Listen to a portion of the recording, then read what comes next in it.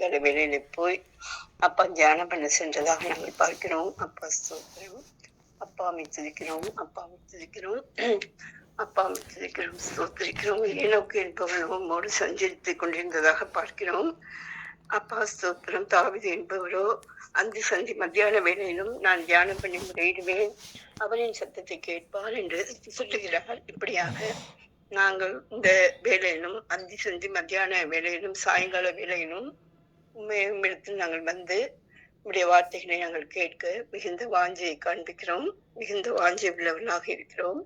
எங்களை பாவமர கழுவும், அக்கிரமங்கள் நீங்கி எங்களை சுத்திகரியும், சுத்த இருதயத்தை எங்களுக்கு சிருஷ்டியும், நிறைவரமான ஆவி எங்கள் உள்ளத்தில் புதுப்பியும், வேதனை உண்டாக்கும்படி எங்களுக்கு உண்டோ என்று பார்த்து நித்திய வழியிலே உடைய பிள்ளைகளாகி எங்களை நீ நடத்தும் ஐயா. வேதனை உண்டாக்கும்படி எங்களிடத்தில் இராதபடி அப்பா ஸ்தோத்திரம். அப்பாவை துதிக்கிறோம். எங்களை நித்திய வழியிலே நீ நடத்த வேண்டும் என்று நாங்கள் கெஞ்சுகிறோம். இப்பொழுதும் அப்பா ஸ்தோத்திரம். அப்பாவை துதிக்கிறோம். எங்களுடைய விசுவாசத்தின் பொருட்டும், அப்பா எங்களுடைய பக்தியின் பொருட்டும், தேவன் மீது நாங்கள் வைத்திருக்கிற நம்பிக்கையின் பொருட்டும் பிசாசானவன் முற்றிலும் தோற்கடிக்கப்படுவானாக. அப்பா ஸ்தோத்திரம். இப்பொழுதும் சொல்லப்படுகிற வார்த்தைகள் ஒவ்வொருவருக்கும் வல்லமையாய் கிரியை செய்யட்டும். ஒவ்வொருவரையும் அதை அபிஷேகிக்கட்டும். வார்த்தையை கேட்ட பொழுது பேதுரு வார்த்தையை சொன்ன பொழுது எவ்வளவு மிகுதியான ஜனங்கள் அப்பா ஸ்தோத்திரம் மனம் திரும்பி ஞானஸ்தானத்திற்கு ஒப்பு கொடுத்த அன்றைய தினம் ஞானஸ்தானம் எடுத்தார்கள் என்றெல்லாம் நாங்கள் பார்க்கிறோம். இப்பொழுதும் இந்த வார்த்தை, அபிஷேகிக்கப்பட்ட வார்த்தை ஒவ்வொருவருக்கும் சென்று ஒவ்வொருவரையும் அபிஷேகிக்கட்டும். அப்பா ஒவ்வொருவரும் அப்பா ஸ்தோத்திரம் மனம் புதிதாகி மறுரூபமாகி அப்பா ஸ்தோத்திரம் புத்தியுள்ள ஆராதனை செய்கிறவர்களாக காணப்பட அனுக்கிரகம் புரியும். அப்பாவை துதிக்கிறோம். செய்தி கொடுக்கிற தாசனை மறைத்து வெளிப்படும். யார் யாருக்கு என்னென்ன தேவையோ அந்த தேவைகள் சந்திக்கப்படவும், எந்தெந்த கஷ்டங்களிலிருந்து விடுதலை அடைய வேண்டுமோ அந்த கஷ்டங்கள் பாவங்கள் எல்லாவற்றிலிருந்தும் பிள்ளைகள் விடுதலை அடைய இந்த வேலையிலே வேண்டிக் கொள்கிறோம். இயேசுவின் நாமத்தில் பிதாவே, ஆமேன். ஆமேன். கர்த்தருடைய பரிசுத்த நாமத்துக்கு ஸ்தோத்திரம். இந்த சனிக்கிழமை பிரேயரை கர்த்தர் ஆசீர்வதிப்பாராக. சரி, இந்த நாட்களில் ஒரு பாடலை நீங்கள் பாடுங்க. அதாவது இன்கால் மெசேஜில் எடுத்து பாருங்கள். அதில் இருக்கு, அது தெரிஞ்சிச்சுன்னா பாருங்கள். யேசுராஜனின் திருவடிக்கு சரணம் சரணம் சரணம், ஆத்மநாதரின் மலரடிக்கு சரணம் சரணம் சரணம், போற்றும் தூய தூய தேவனே நீராஜாவே எங்கள் நாதனே, பயம் நீக்கும் துணையாவும் மானிரே, சரணம் சரணம் சரணம். யேசுராஜனின் திருவடிக்கு சரணம் சரணம் சரணம், இளைப்பாறுதல் தரும் தேவனே, இன்னல் துன்பம் நீக்கும் அருள்நாதனே, ஏழை என்னை ஆட்சி தேற்றி காப்பீரே, சரணம் சரணம் சரணம். யேசுராஜனின் திருவடிக்கு சரணம் சரணம் சரணம், பலவீனம் யாவும் போக்கும் வல்லோரே, பலனீந்து மலக்கரம் பிடிப்பீரே, ஆவியாத்மா சரீரத்தை படைக்கிறேன், சரணம் சரணம் சரணம். உந்தன் சீத்தம் செய்ய அருள்தாருமே, எந்தன் சீத்தம் யாவும் என்றும் ஒழிப்பீரே, சொந்தமாக ஏற்று என்னை ஆட்கொள்ளும், சரணம் சரணம் சரணம். யேசுராஜனின் திருவடிக்கு சரணம் சரணம் சரணம், ஆத்மநாதரின் மலரடிக்கு சரணம் சரணம் சரணம். அல்லேலூயா பாடி வந்து துதிப்பே, மனதார உண்மை என்று போற்றுவே, அல்லேலூயா அல்லேலூயா ஆமென். யசுராஜனின் திருவடிக்கு சரணம் சரணம் சரணம். ஆத்மநாதரின் மலரடிக்கு சரணம் சரணம் சரணம். ஆமென். கர்த்தருக்கு ஸ்தோத்திரம். கர்த்தருடைய பரிசுத்த நாமத்துக்கு ஸ்தோத்திரம் உண்டாகட்டும். இந்த நாட்களில் வேத வாக்கியங்களை படிப்போம். காலையில் படித்த வேத வாக்கியம் தான் இப்போ நீங்கள் படிங்க சிஸ்டர். அந்த வேத வாக்கியத்தை காலைல ஆறுமுகம் படித்தோம், அதே வேத வாக்கியம் தான் நீங்கள் இப்போ படிக்க போகிறீங்க. படிங்க. ஆமாம், வேத வாக்கியத்தை படிப்போம். காலையில் ஆறுமுகம் படித்தோம், நீங்கள் இப்போ படிங்க சிஸ்டர். அந்த வேத வாக்கியம் தெரியுதா பாருங்கள்.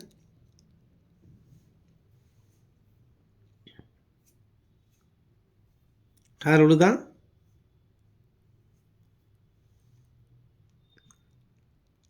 பேசுறது காதில் விழுதா? மியூட் எடுத்துகிட்டு பேசுங்க. ஆ சிஸ்டர், அந்த மியூட் எடுத்துகிட்டு நீங்கள் வேத வாக்கியங்களை படிங்க.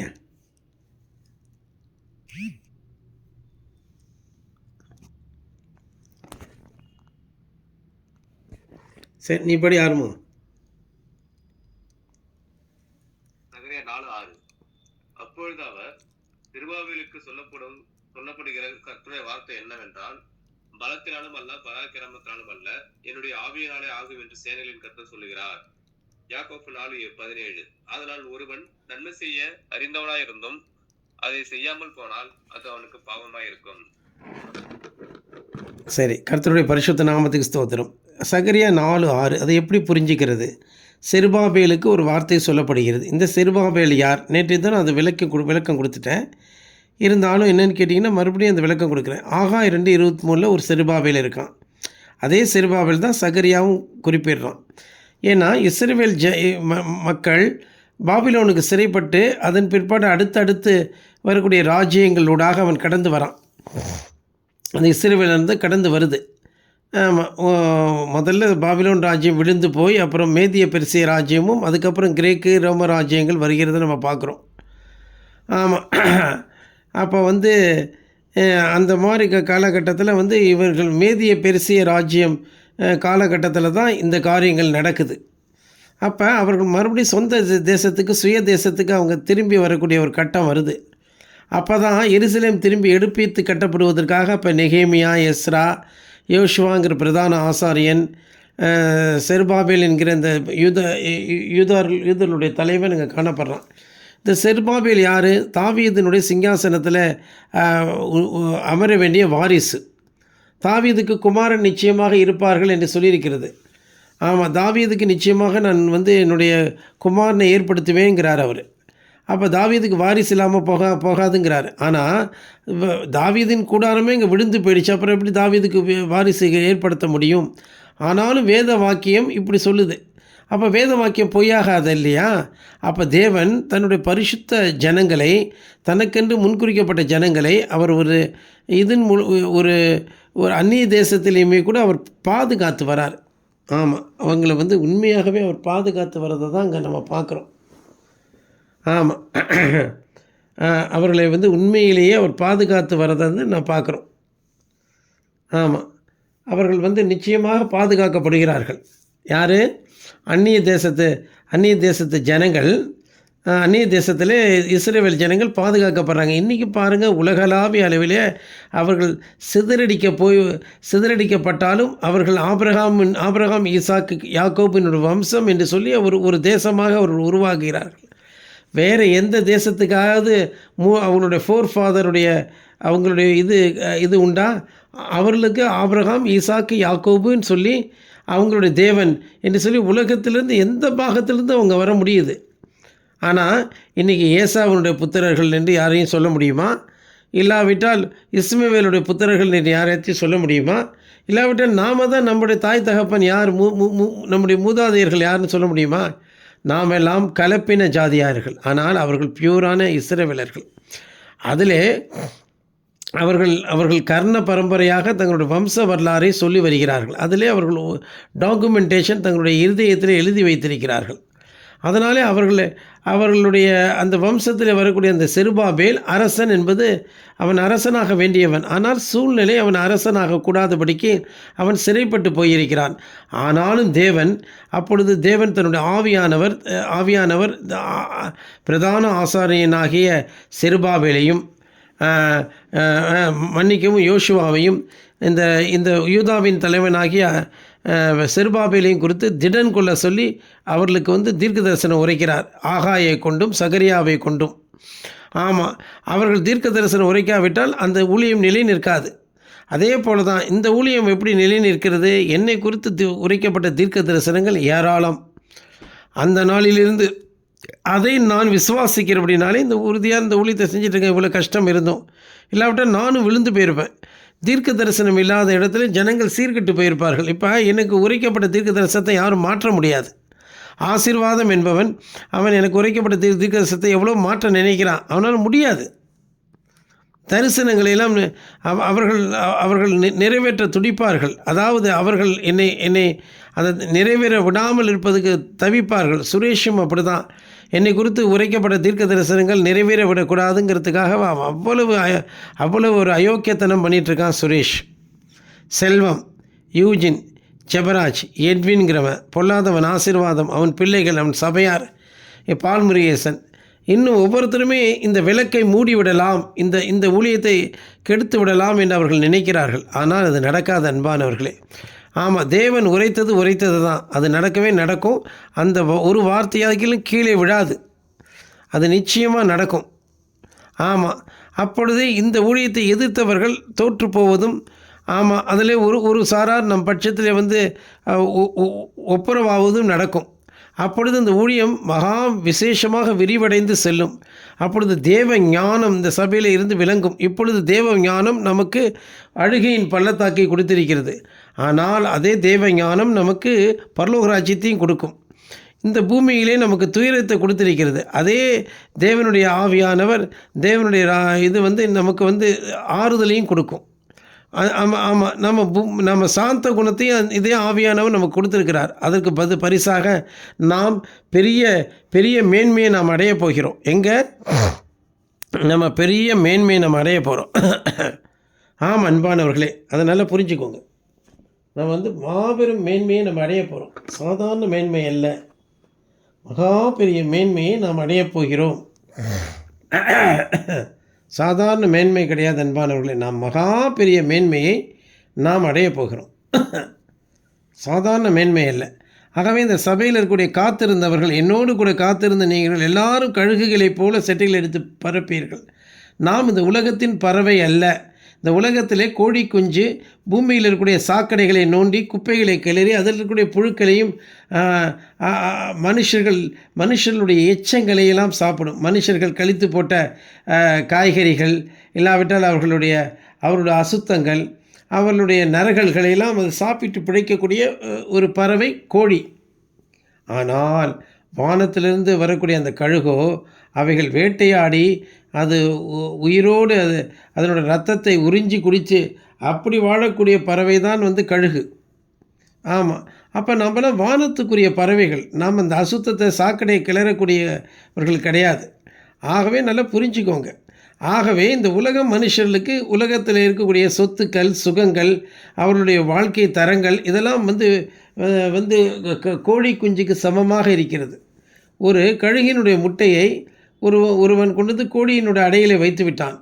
அது என்ன செய்தது? அது கோழியானது அது தன் முட்டை என்று அது அடை காத்து அது பொரித்தது. ஆனால் ஆரம்பத்தில் குஞ்சுகளுக்கு வித்தியாசம் தெரியவில்லை. கோழி குஞ்சும் வளர்ந்தது, கோழி குஞ்சுகளோடு கழுகு குஞ்சும் வளர்ந்தது. ஆனால் கழுகு குஞ்சுக்கு கோழி குஞ்சுகளோடு இருக்க சம்மதம் இல்லை. கோழி குஞ்சுகளைப் போல அவை கொக் கொக் கொக் என்று சத்தமிடவில்லை. இது வித்தியாசமாக சத்தமிடுகிறது. அப்பொழுது தாய் திட்டுது, நீ ஏன் மற்ற கோழி மாதிரி இருக்க மாட்டேங்கிறேன்னு சொல்லி திட்டுது. ஏன் நீ மட்டும் வித்தியாசமாக இருக்கிறேன்னு சொல்லி திட்டுது. ஆமாம், அப்போ தான் அந்த கழுகுக்கு அழுகையாக வருது. என்ன பண்ணுறதுன்னு தெரியல. அப்போ அப்படி இருக்கும் பொழுது ஒரு நாள் தன் முட்டையை காணவில்லை என்று சொல்லி அந்த கழுகு தேடி வந்த பொழுது, அந்த கழுகானது தேடி வந்த பொழுது அந்த முட்டை அந்த இடத்துல கோழிகள் மத்தியில் தன் குஞ்சு இருப்பதை பார்த்து, மகனே நீ இருக்க வேண்டிய இடம் இல்லை, என்னோடு வந்துவிடுன்னு சொல்லி அதன் மீது அதனுடைய நிழலை வைக்கும் பொழுது அந்த நிழல் பட்ட உடனே அது உயிர்த்தெழுந்து நம்முடைய தாய் இவள் அல்ல, இதோ வானத்திலிருந்து பறந்து வருகிறாள் என்று சொல்லி அது புரிந்து கொண்டு அதோடு பறந்து சென்று விடுகிறது. ஆமாம், இதே போல தான் ஒரு நாள் நம்முடைய இயேசு கிறிஸ்து இந்த பூமியிலே வந்து நாம் இந்த உலகத்துக்குரியவர்கள் அல்ல, ஆகவே மேலே ஏறி வாருங்கள் என்று நம்மை குறித்து சொல்லுவார். அப்பொழுது நாம் ஏறி போவோம். அதுதான் இந்த காட்சி. அதனால் இந்த உலகத்தில் இருக்கக்கூடிய மற்றவர்களை நாம் பார்க்க வேண்டாம். அவர்கள் எவ்வளவு வேணாலும் அற்பர்களாக இருக்கட்டும், அநியாயக்காரர்களாக இருக்கட்டும், பொல்லாதவர்களாக அவர்கள் இருந்துட்டு போகட்டும். நாம் அவர்களுடைய பாவத்துக்கும் பழிச்சொல்லுக்கும் ஆளாகாதபடிக்கு விலகின ஒரு வாழ்க்கையை வாழ வேண்டும். என்னை குறித்து தேவன் உரைத்த தீர்க்க தரிசனங்கள் அதையே நான் வைத்திருக்கிறேன். வேத வாக்கியங்களோடு அதை ஒப்பீடு செய்து என் வாழ்க்கையில் அவைகளெல்லாம் ஈடேறினது, நிறைவேறினது. மிகுந்த உபத்திரவத்தை நான் அடைவேன் என்று தேவன் சொன்னார். அது இன்னும் முடியவில்லை காட்சி. அதன் பொருட்டே இந்த ஊழியத்தை நான் செய்து கொண்டிருக்கிறேன் அன்பானவர்களே. ஆகவே இப்படி செய்யும் பொழுது இந்த இடத்துல இருக்கக்கூடிய செருபாபேலுடைய ஊழியம் பலத்தினாலும் அல்ல, பராக்கிரமத்தினாலல்ல, அது ஆவியினாலே ஆகும் என்பது போல இந்த ஊழியம், நம்முடைய ஊழியமும் அப்படித்தான் ஆகும். இந்த செருபாபேல் என்பவனை தேவன் இங்கே செருபாபேலை குறிப்பிடாமல் பின்னாடி கடைசி கால சபைக்கு எவன் ஒரு ஊழியக்காரனாக இருக்கிறானோ, எவன் தன்னைத்தானே தாழ்த்துகிறானோ, கர்த்தருக்கு முன்பாக தாழ்மைப்பட்டானோ அவனுக்கு அந்த ஊழியம் கொடுக்கப்படும். அவனை முத்திரை மோதிரமாக வைப்பார். அவனை முத்திரை மோதிரமாக எடுத்து தன்னுடைய கரத்திலே பயன்படுத்துவார் அந்த ஊழியக்காரனை. ஆமாம், அப்படி எத்தனையோ பேர் அந்த முத்திரை மோதிரம் தங்களை சொல்லிகிட்டு இருக்கிறாங்க. அந்த முத்திரை மோதிரம் என்றால் என்னவென்றால், ஒரு அரசாங்க உத்தரவை பிறப்பிக்கும் பொழுது அரசாங்கம் அதில் பலவிதமான எக்ஸிக்யூட்டிவ்ஸ்கள் இருப்பார்கள். எக்ஸிக்யூட்டிவ்ஸ் என்ன செய்வார்கள் என்றால், அவர்களுடைய கையெழுத்துக்களை இடுவார்கள். உதாரணத்துக்கு நம்முடைய ரூபாய் நோட்டு RBI கவர்னருடைய கையெழுத்து இருக்கிறது. அதுபோல் நம்ம தேசத்தினுடைய முக்கியமான ஆவணங்கள், வெளிநாட்டோட எக்ரிமெண்ட் போடக்கூடிய ஆவணங்களிலே ஜனாதிபதி கையெழுத்து இருக்கிறது. ஆமாம், சில முக்கியமான காரியங்களில் பிரதம மந்திரியுடைய கையெழுத்து தேவைப்படுகிறது. அவருடைய ரப்பர் ஸ்டாம்ப் குத்துவாங்க. அப்படி போல் அரசனுடைய சொல் மாத்திரம்தான் ஜனங்கள் மத்தியிலே போக வேண்டும் என்று அரசனுடைய உத்தரவை அவன் கையில் இருக்கிற முத்திரை மோதிரத்தினால் முத்திரை போட்டு சீலிடுவார்கள். ஆமாம், அது வெளியூருக்கு தபால் மூலமாக அனுப்பப்பட்டு அங்கே அது நிறைவேற்றப்படும். அப்படி போல தான் இந்த உலகத்தில் 1000 ஊழியக்காரர்கள் இருந்தாலும் அவர்கள் சொல்வதை தேவன் கேட்க மாட்டார். இந்த ஊழியக்காரன் சொல்லக்கூடிய அந்த செய்தியை மட்டும்தான் கேட்பார். அதுதான் முத்திரை மோதிரம். ஆமாம், செருபாபேலை முத்திரை மோதிரமாக வைக்கிறார். அந்த காலத்தில் வாழ்ந்த செருபாபேல் அல்ல, அவன் தாவீதின் வம்சத்தில் வந்தவனாக இருந்தும் மாம்சத்தின்படியாக வந்தவன். மாம்சத்தின்படியான யூதருடைய தலைவன் அவன், யூதாவின் தலைவன் சொல்லியிருக்க இல்லையா. ஆனால் நாமோ ஆவிக்குரிய யூதாவின் தலைவர்களாக இருக்கிறோம். ஆவிக்குரிய உள்ளத்தின்படியான யூதர்களுடைய தலைவனாக இருக்கிறோம். அப்படி தான் இந்த சபையினுடைய ஊழியக்காரரை வைத்திருக்கிறார். அவர் மனுஷகுமாரன், கண்ணுக்கு தெரியாத நம் மத்தியில் அசைவாடி கொண்டிருக்கிறார். ஆகவே அவருக்கு கொடுத்த வாக்கு தத்துவத்தின்படி பலத்தினாலும் அல்ல, பராக்கிரமத்தினால் ஆவியினாலே ஆகும். என்ன ஆகும்? அதை தான் நம்ம நாளை தினம் பார்ப்போம். அதாவது அவருடைய சபை கட்டப்படும், அவருடைய ஆலயம் கட்டப்படும். அந்த கடைசி காலத்தில் ஒரு ஆலயம் கட்டப்பட்டு அதுதான் உண்மையான ஆலயம், அதுதான் ஜீவனுடைய தேவனுடைய ஆலயம், அதை தான் மேலான எருசலேம். அப்படிப்பட்ட ஆலயம் கட்டப்பட்டு அது உன்னதத்துக்கு ஏறி செல்லும் அன்பானவர்களே. அதை தான் இந்த இடத்துல சொல்லப்பட்டிருக்கு. மறுபடியும் அது உன்னதத்துக்கு இறங்கி 1000 வருட அரசாட்சியில் அரசாலும் அதுக்கப்புறம் என்ன செய்யும் அது? மறுபடியும் புதிய வானம் புதிய பூமி உண்டாகும்போது அது மறுபடியும் அந்த ஆலயம் பூமியில் காணப்படும். ஆகவே கர்த்தர் தாமே நம்ம ஆசீர்வதிப்பாராக. அந்த செருபாபேலோட வசனம் நமக்கு உகந்ததாக ஏற்றுக்கொள்வோம். அந்த செருபாபேலோட கையில் தான் தேவன் தூக்கு நூலை கொடுத்திருக்கிறார், தராசை. அதனால் ஒவ்வொருவரும் அளக்கப்படுகிறீர்கள். அதனால் அந்த ஊழியக்காரனை யாரும் எதிர்த்து பேசாதீங்க, வாக்குவாதம் பண்ணாதீங்க, பொறாமை கொள்ளாதீங்க, எரிச்சல் அடையாதீங்க. அவருடைய வயசுக்கும் அவருடைய ஊழியத்திற்கும் அனுபவத்துக்கும் அவர் பெற்றுக்கூடிய வரத்துக்கும் அதிகாரத்துக்கும் நீங்கள் கீழ்ப்படியுங்க. யாரும் பேசாதீங்க. உங்களால் முடிந்த காணிக்கைகளை கொண்டு ஊழியக்காரனோட பாதத்தில் வைங்க. மன நோகும்படிக்கு நடந்துக்காதீங்க. அவர் என்ன சொல்வது நான் என்ன சொல்கிறதுன்னு சொல்லிட்டு முட்டாள்தனமாக இருந்து வியாபாரம் செய்கிறேன்னு சொல்லிட்டு வியாபாரத்தில் மனம் போல் வாழாதீங்க. அதே போல் தான் சொல்கிறேன், எல்லாருமே இந்த ஊழியக்காரனோட சொல்ல கேளுங்க. என் பிள்ளைய என்ன போய் அங்கே டாக்டருக்கு படிக்க வைக்க போகிறேன், நான் அப்படி செய்ய போகிறேன் இப்படி செய்ய போகிறேன்னு சொல்லிட்டு ஊழியக்காரனை வந்து ஏன் பகைக்கிறீங்க? அதுக்கு படிக்க வைங்க, யார் வேணான்னு சொன்னேன். ஆனால் அதுக்கு தகுடுத்தெல்லாம் பண்ணாதீங்க, ஃப்ராடுலாம் பண்ணாதீங்க. தாழ்மையாக வாழுங்க, எளிமையாக வாழ பாருங்கள். நீங்கள்லாம் எவ்வளவு தான் ஊழியக்காரனை பகைச்சிக்கிட்டு இதெல்லாம் செய்து முடிக்க உங்களால் முடியாது. அதான் நான் அடித்து நான் சொல்கிறேன். ஏன்னா இதெல்லாம் வந்து பெண் கொடுக்கக்கூடியதோ படிக்க வைக்கக்கூடிய காலங்களோ கிடையாது இது. ஆமாம், அதுக்காக படிக்க வைக்க வேணாம் நான் சொல்லலை. பெருமையாக இருக்காதீங்க. அதுக்காக வந்து மற்றவங்கள்ட்ட போய் கொள்ளை அடிக்காதீங்க. மருமக மாமனார் மாமியார் இவங்களெல்லாம் கொள்ளை அடிக்காதீங்க, போய் மொட்டை அடிக்காதீங்க. யாரை பாரு அவங்களை பிடிச்சிக்க வேண்டியது, அவங்கள்ட்ட காசை பிடுங்க வேண்டியது, காசுன்னு அலைய வேண்டியது. இது என்ன துர்க்குணம்? அது பொல்லாத துர்க்குணம். காசை வச்சு உழைத்த பொழைச்சிங்கன்னா நல்லா தெரிஞ்சுக்கோங்க. பூமியில் பொக்கிஷத்தை சேர்த்து வைப்பீர்கள் என்றால் அது பூச்சியும் துருவும் கெடுக்கும். சுரேஷுடைய செல்வமாக இருக்கட்டும், சுரேஷோடதாக இருக்கட்டும், செல்வமாக இருக்கட்டும், பொல்லாதவன் ஆசீர்வாதம் சம்பாதிச்சதாக இருக்கட்டும், மோகன் சில் எல்லாம் பூச்சியும் துருவும் கெடுக்கும். திருடன் திருடி கொண்டு போவான், கண்ணமிட்டு திருடுவான் திருடன். அது இல்லாமற் போகும். ஒருவேளை அவர்களை அனுபவிக்க முடியாமல் அவங்களோட ஆத்துமாக்கள் எடுத்துக்கொள்ளப்படும்.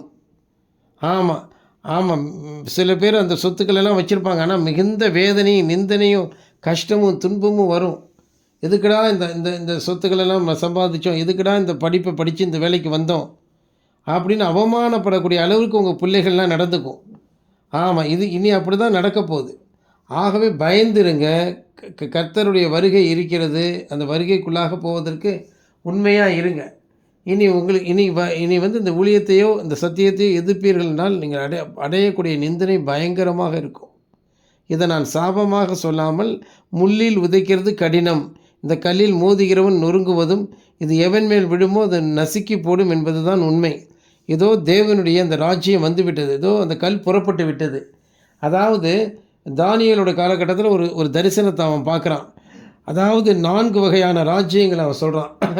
முதலாவது பொன் தலை, அடுத்ததாக வெள்ளி, அடுத்ததாக வெண்கலம், 4ஆவதாக இரும்பு, அதுக்கு கீழே 5ஆவது கீழ்த்தரமான ஒரு ராஜ்யத்தையும் பார்க்குறான். 10 விரல்கள், அது களிமண்ணும் இரும்பும் எப்படி ஒட்டாதோ அது போன்ற ஒரு உறுதியற்ற ஒரு ராஜ்யமாக இருக்குன்னு.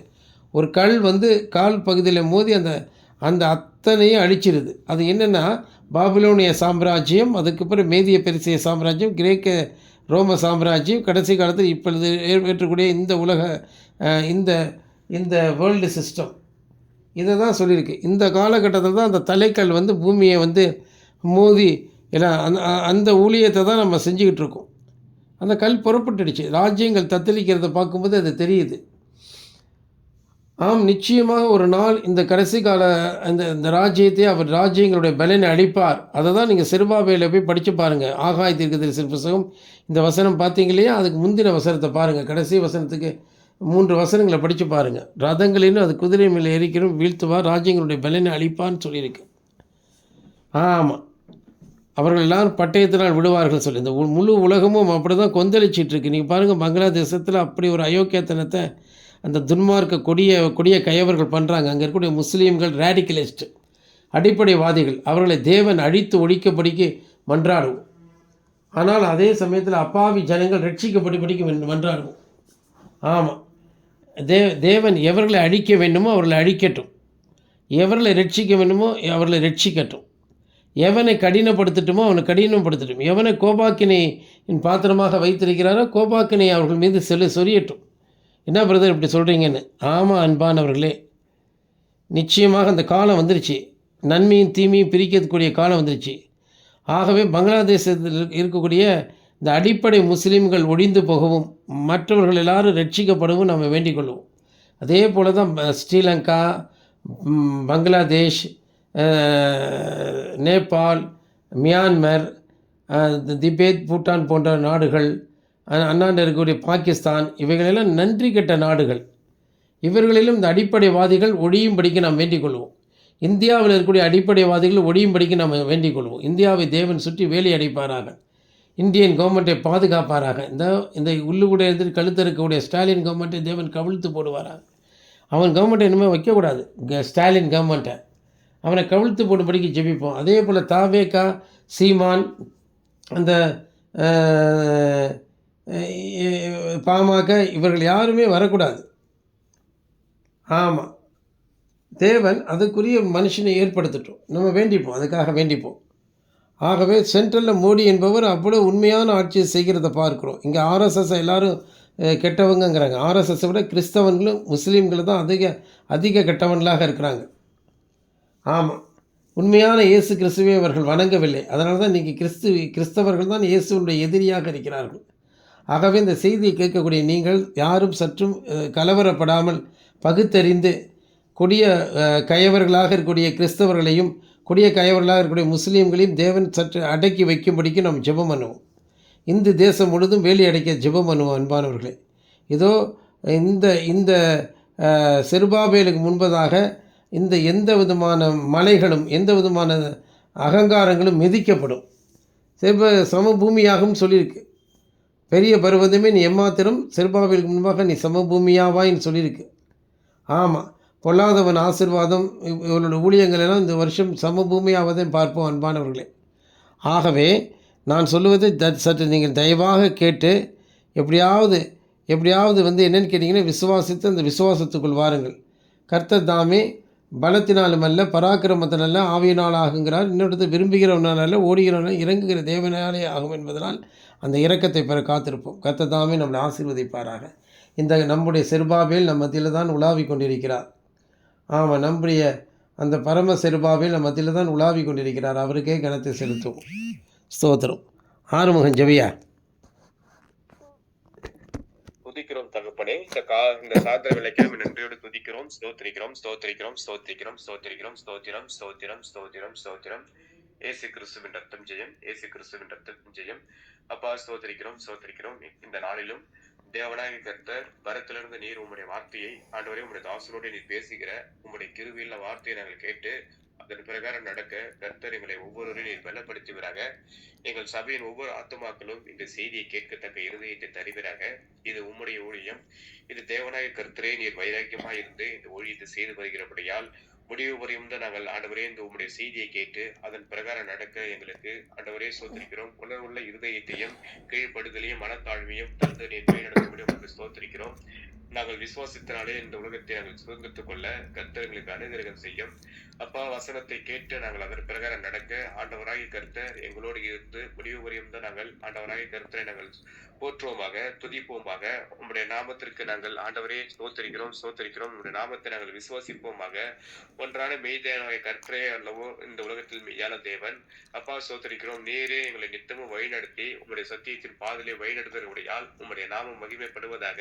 செய்தி கேட்கிற ஒவ்வொரு சகோதர சகோதரன் பலப்படுத்தும். அப்பா ஸ்தோத்திரிக்கிறோம் ஸ்தோத்திரிக்கிறோம் ஸ்தோத்திரிக்கிறோம். அப்பா ஸ்தோத்திரிக்கிறோம் ஸ்தோத்திரிக்கிறோம். உங்களுடைய செய்தியை நீர் ஆண்டவரே ஸ்தோத்திரிக்கிறோம் பரத்திலிருந்து கொடுத்தபடியால் உம்மை நன்றியோடு ஸ்துதிக்கிறோம். அப்பா ஸ்தோத்திரிக்கிறோம் ஸ்தோத்திரிக்கிறோம். பிரிந்து போன எல்லா ஆத்துமாக்களும் ஆண்டவரே கர்த்தர் எல்லோரும் ஒன்று கூட்டு சேர்ப்பிறாக.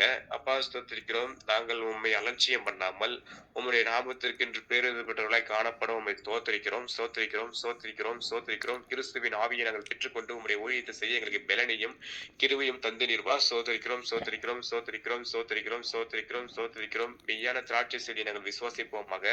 அப்பா ஸ்தோத்திரிக்கிறோம் ஸ்தோத்திரிக்கிறோம் ஸ்தோத்திரிக்கிறோம் ஸ்தோத்திரிக்கிறோம் ஸ்தோத்திரிக்கிறோம் ஸ்தோத்திரிக்கிறோம் ஸ்தோத்திரிக்கிறோம். நாளை ஞாயிற்றுக்கிழமை ஆராதனை நாளும் கர்த்தர் எங்களுக்கு அப்பா அனுகூலமாயிருந்து ஆண்டவரே ஸ்தோத்திரிக்கிறோம் ஸ்தோத்திரிக்கிறோம் ஸ்தோத்திரிக்கிறோம். ஆராதனை ஆசீர்வதிக்கப்படும். அப்பா ஸ்தோத்திரிக்கிறோம் ஸ்தோத்திரிக்கிறோம் ஸ்தோத்திரிக்கிறோம். அந்த ஆராதனையிலே கர்த்தர் மகிமையா இறங்கி இனிமேல் ஒவ்வொரு நாளிலும் அதிசயங்களும் அற்புதங்களும் நடக்கவும் உங்களுடைய தாசனோடு நீர் பேசுகிற ஒவ்வொரு வார்த்தையினாலும் நாங்கள் ஆண்டவரே ஸ்தோத்திரிக்கிறோம் ஸ்தோத்திரிக்கிறோம். நியாயப்பிரமாணம் நிறைவேறத்தக்கதாய் அப்பா நீர் கிரியை செய்யும்.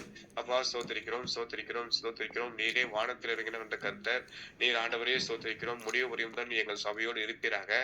ஆண்டவராய் கர்த்தர் ஆண்டவரே இந்த வார்த்தை சுவிசேஷம் ஆண்டவரை கிழக்கிலிருந்து மேற்கு வரைக்கும் பிரகாசிக்கப்படணும். இஸ்ரேலுக்கு உங்களுடைய சுவிசேஷம் போய் சேருவதாக. இந்த செய்தியை ஆண்டவராய் கர்த்தர் ஆண்டவரே எங்கள் ஜனங்கள் எல்லோரும் கேட்டு மனம் திரும்பட்டும். அப்பா புத்தி அடையட்டும். அப்பா சோதரிக்கிறோம் சோதரிக்கிறோம். ஒவ்வொருவரையும் கடாட்சியும் இயேசு கிறிஸ்துவே உம்முடைய ஆண்டவராக அப்பா சோதரிக்கிறோம் சோதரிக்கிறோம். வானமும் பூமி ஒழிந்து போக்கும் உம்முடைய வார்த்தை எப்பொழுதும் ஆண்டவரை நிலைத்து நிற்கும். இயேசு கிறிஸ்துவே சோதரிக்கிறோம் சோதரிக்கிறோம் சோதரிக்கிறோம். நீர் எங்களுக்கு இரக்கம் செய்யும். அப்பா சோதரிக்கிறோம் சோதரிக்கிறோம். உம்முடைய தாச நீர் ஒவ்வொரு நிமிஷமும் போக்கிய மரத்தையும் பாதுகாத்துக் கொள்ளும். இந்த ஊழியத்தை நீர் ஆண்டவராக கர்த்தர் நிறைவேற்றும்படி உமக்கு ஸ்தோத்திரிக்கிறோம். அப்போ சில போதக மெய்ப்பர்கள் இந்த ஊழியத்தில் காணப்பட அப்பா அதிசயங்களை மறுபடியும் செய்யும். அப்பா ஸ்தோத்திரிக்கிறோம். அப்பா செய்தியை கேட்கிற சகோதரியை நீர் பலப்படுத்தியவராக குடும்பத்தார் ஆஸ்வதிக்கப்படட்டும். அப்பா ஸ்தோத்திரிக்கிறோம். அப்படி செய்ய ஒரு கிருபைக்காக நமக்கு ஸ்தோத்திரிக்கிறோம். இயேசுவின் நாமத்தினால் பிதாவே, ஆமென். ஆமென். நல்ல தெய்வமே, மட்டுமா ஜெபித்த இந்த செய்தியை கேட்ட ஜனங்களை நீர் ஆசீர்வதியும். சொல்லப்பட்ட வசனங்கள் எல்லாம் கருகலானவைகள். இதை விசுவாசிக்கட்டும். கேளாதிருக்கட்டும். மனம் திரும்பட்டும். ஆத்திரப்படுகிறவர்கள் ஆத்திரப்படட்டும். ஆமாம் ஆண்டவரே, இது உண்மையாக சத்தியமாக இருக்கிறபடினால் இந்த கடைசி காலத்திலே ஆண்டவரே அவரால் தெரிந்து கொள்ளப்பட்டவர்கள் மாத்திரம் இதோ நீ சொல்லுகிறீர், அதாவது செருபாபேலை தெரிந்து கொண்டது போல அவனோடு வரக்கூடிய கூட்டத்தை நீ தெரிந்து கொண்டீர் அல்லவா? ஆகவே முத்திரை மோதிரமான அவனுடைய செய்தி இந்த உலகமெங்கும் சென்று அந்த டாக்குமெண்ட் வெற்றியை பெறட்டும். உண்மையான யூதர்களுடைய எதிரிகளை அது கொலை செய்து போடட்டும். இந்த உலகத்தில் கலகம் விளைவிக்கிறவர்கள், சதி நாசம் மோசம் உண்டாக்குகிறவர்களை அது நிச்சயமாக அழித்து போடட்டும். நிச்சயமாக அமெரிக்க தேசத்தை ஹம்பிள் செய்வீராக, சைனாவை ஹம்பிள் செய்வீராக. ஆண்டவரே, அகங்காரம் உள்ள எல்லா தேசங்களையும் நீர் ஹம்பிள் செய்வீராக. ஐரோப்பிய யூனியனை ஹம்பிள் செய்வீராக. அதாவது அவர்களை அடக்கி வைப்பீராக என்று கர்த்தாவே சொல்லி தேவனிடத்தில் வேண்டுகிறேன் என்பது ஜனங்களுக்கு புரியட்டும். ஆண்டவரே தேவனே, ராஜ்யங்கள் தத்தளித்து கொண்டிருக்கிறது அல்லவா? இந்தியாவுக்கு விரோதமாக உருவாக்கூடிய ஆயுதங்கள் எதுவும் வாய்க்காமல் போகும்படிக்கு வேண்டிக் கொள்கிறோம். இஸ்ரவேலுக்கு சமாதானம் உண்டாகட்டும். பாதுகாத்துக்கொள்ளும். மாபெரும் வெற்றி அடைவோமாக. தீவிரவாதிகளெல்லாம் பிடித்து அடிப்பீராக. ஆண்டவரே, பாகிஸ்தானை துண்டாடி போடுவீராக. பங்களாதேஷை கம்ப்ளீட்டாக ஒழித்து கட்டுவீராக. அந்த தேசமே இராதபடிக்கு கிரியை செய்யும். அங்கே இனி முஸ்லீம்களோ பாகிஸ்தானிலும் இந்தியாவிலும் பங்களாதேஷிலும் இன்னும் ஆண்டவரே ஆப்கானிஸ்தானிலும் இன்னும் எங்கெல்லாம் முஸ்லீம்கள் ஆட்டம் போடுகிறார்களோ அவரோட ஆட்டத்துக்கு ஒரு முடிவு உண்டாக்குவீராக. அவரோட அகங்காரத்திலே மிதிப்பீராக. ஆண்டவரே ஸ்தோத்திரம். ஆமாம் ஆண்டவரே, அவர்களை நீ எழும்பி இந்த உலகத்திலே மற்றவர்களுக்கு எந்த தொல்லையும் தீவிரவாதத்தையும் கொடுக்கக்கூடாது. ஆண்டவரே ஸ்தோத்திரம். அதே போல் கிறிஸ்தவர்களும் பொய் சொல்லுகிறவர்களாக, அநியாயக்காரர்களாக, விபச்சாரர்களாக இருக்கிறார்கள். ஆண்டவரே, பொருளாசையினாலே ஜனங்களை வீழ்த்துகிறவர்களார்கள். அவர்களே நீர் ஒழித்து கட்டுவீராக. ஆனால் உண்மையான கர்த்தருடைய பிள்ளைகளை உலகெங்கும் நீ எழுப்பித்தாரும். சொன்ன வசனத்தின்படி இந்த ஆலயம் அப்படியாகவே கட்டப்படட்டும். கன மகிமை துதியை எடுத்துக்கொள்ளும். ஜெபத்தை ஏற்றுக்கொண்டபடினாலும் ஸ்தோத்திரம். ஆண்டவரே, செய்தியை கேட்ட பிள்ளைகளை வாழ்த்துகிறேன், ஆசீர்வதிக்கிறேன். இதை கேட்ட உடனே எல்லாருடைய வியாதி நீங்கட்டும், வறுமை நீங்கட்டும், கண்ணீர் துடைக்கப்பட்டு பிள்ளைகள் தலையெடுக்கட்டும், திருமண காரியங்கள் ஆகட்டும், தேவைகள் எல்லாம் சந்திக்கப்படட்டும், கடன் தொலைகள் எல்லாம் நீங்கி போகட்டும். ஆண்டவரே, பெரும் விடுதலை உண்டாகட்டும். குமாரன் விடுதலை ஆக்கினால் மெய்யாகவே விடுதலையாவார்கள் சொல்லிக்கிறபடி ஆகட்டும். அதை அனுபவித்து நாங்கள் பெற்றுக்கொள்வோமாக. சிருஷ்டிப்பு நிகழட்டும். எழுந்து போன அவயவங்களை உருவாகட்டும். குருடர் பார்வையடையட்டும். சப்பானிகள் நடக்கட்டும். செவிடர்கள் கேட்கட்டும். ஊமையர் பேசட்டும். ஆண்டவர், மரித்தோர் உயிரோடு எழும்பட்டும். அதிசயங்களும் அற்புதங்களும் இப்படியாகவே நடக்கட்டும். எல்லாம் இந்த காலத்துக்குரிய விசேஷங்களும் நடக்கட்டும். இயேசுவின் நாமத்தில் ஜெபிக்கிறோம் பிதாவே, ஆமேன். உடைய பாதத்தில் விழுந்து பணிந்து கொள்கிறோம். கர்த்தர் தாமே நம் ஜெபத்தை கேட்டபடியே நன்றியோடு ஸ்தோத்திரிப்போம். ஸ்தோத்திரம். கர்த்தர் ஆசீர்வதிப்பாராக. ஆமேன். Praise the Lord.